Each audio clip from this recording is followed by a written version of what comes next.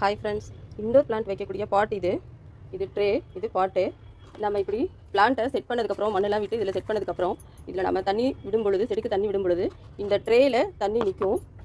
இந்த ரோப் வழியாக பிளான்ட்டுக்கு உள்ள தண்ணி சப்ளை ஆகிட்டே இருக்கும். 2-3 டேஸ்க்கு ஒன் டைம் தண்ணி விடும் பொழுது இண்டோர் பிளான்ட்டுக்கு கம்மியாக தண்ணி விட்டால் போதும். அப்போ எப்பயுமே அங்கே தண்ணி வந்து இந்த ட்ரேயில் இருந்து இந்த ரோப் வழியாக செடிக்கு சப்ளை ஆகிட்டே இருக்கும். இது ஒரு மாடல்.